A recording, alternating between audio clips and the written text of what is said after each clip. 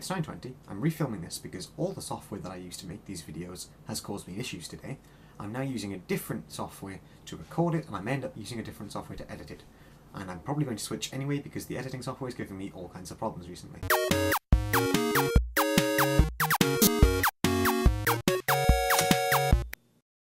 Today's video will be much shorter than it should have been because I'm having to refilm it and it's late and I want to get this up. So, today's video, as you can see above, is about how not to write a YouTube comment, and there's a 4-point plan that I have devised of things to consider when writing a YouTube comment. Point 1. Relevance. Your comment should always be directly related to the video that you are commenting on.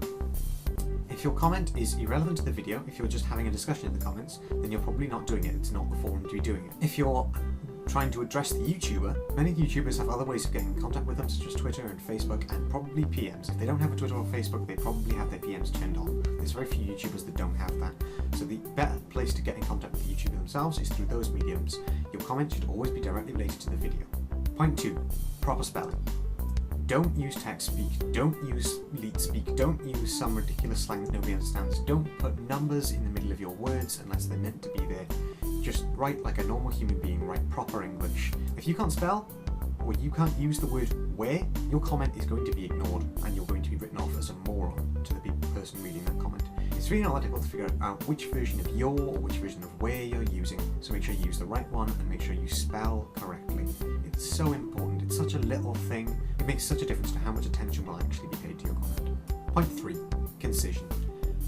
There is a 500 character limit on YouTube comments for a reason, and chances are you're never ever going to write a 500 character YouTube comment, and if you are, you're doing it wrong.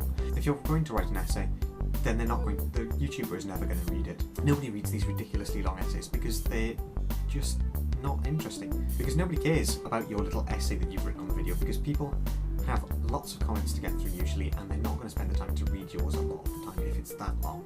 YouTubers are generally pretty busy, and 500 character comment is waffling. What you need to say can be said in less than 500 characters, I guarantee it. The final point, point 4. Criticism.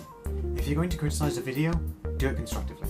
Don't just say, oh, I don't like this. If you're going to say that you don't like something, point out why. If somebody changes the format of their show, if they change say that we changed here on Vlog of Orlando, we changed the intro, and you didn't like the new intro. Rather than saying, oh, I don't like the new intro, you should say, oh, I actually prefer the old intro to this intro because X, Y, Z. Back up your points with logical reasons. And if you're going to try and correct someone on something, make sure you're right.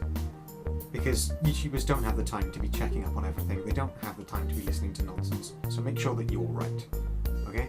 You have the time to be watching these videos and YouTube comments. They don't have the time to be reading. If you're doing it right, a YouTube comment should be correctly spelled, use correct grammar, be short, be relevant to the video you're watching, and be constructively criticizing if criticizing. Oh, and if you're the first person to comment on a video and you write first, then you're an idiot. You're not being ironic, you're not being hilarious, you're being a moron. So yeah, that was pretty much all I wanted to say. Although this video won't actually be the 5-minute limit on the vlogs, I'm starting to think that maybe we should make the limit a bit looser. I think 5 minutes is often not a lot of time to say what we want to say in these videos. So I'm going to suggest to you, Kerith and Joe, that we push the limit back to about 8 minutes, so that our videos have to be between 3 and 8 minutes long. Because I've found with a lot of my vlogs, and I may even with this one, that 5 minutes is a pretty tight restriction. And just editing a couple of the videos for my channel, I feel that I can actually say what I want to say more if I don't have a time restriction that short. But I've not made a video longer than 8 minutes yet. Anyway, that's all I wanted to say, guys. I'll see Kerith on Wednesday, I'll see Joe on Friday, and you'll see me next Wednesday. Bye, guys.